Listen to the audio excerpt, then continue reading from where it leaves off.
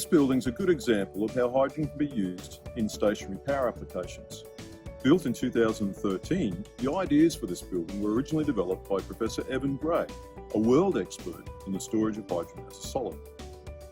Solid hydrogen is stored in these compact metal hydride tanks instead of large high-pressure gas cylinders. The system takes rooftop and window shade-mounted solar PV energy to supply the building during weekdays when classes are in session. Surplus energy is stored in the batteries. When the batteries are fully charged, spare solar PV energy is directed to the electrolyzer, which splits water into hydrogen and oxygen. Hydrogen is stored in the metal hydride tanks, and oxygen is then vented to the atmosphere.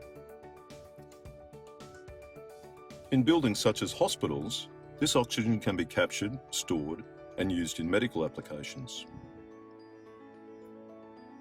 On cloudy days, when there is no direct sunlight, the building draws on energy reserves from the batteries until their state of charge reaches a minimum safe level. At this point, the building control system releases hydrogen from the metal hydride tanks by applying reserve hot water from a rooftop solar thermal system. Now a gas, the hydrogen is directed to a fuel cell which draws in oxygen from the surrounding air. Oxygen and hydrogen gases are then combined to create electricity and heat for making more hot water. This off-grid building is totally self-sufficient.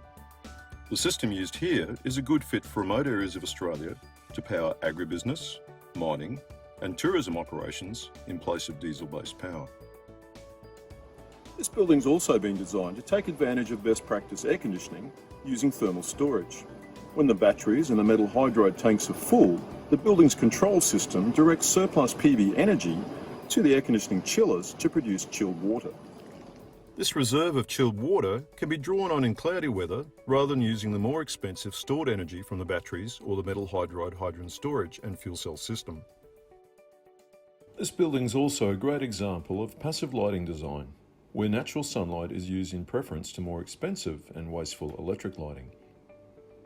Large window areas, reduced internal walls, and use of glass partitions all help to improve the ingress of natural sunlight, which in turn helps to improve occupant health and productivity.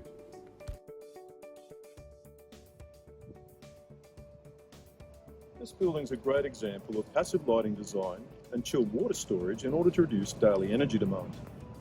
Coupled with a closed-loop integrated hydrogen stationary power system fueled by clean solar, electric and thermal energy, this integrated metal hydride fuel cell battery storage system provides the building's net energy demand without the need for grid connection or diesel power.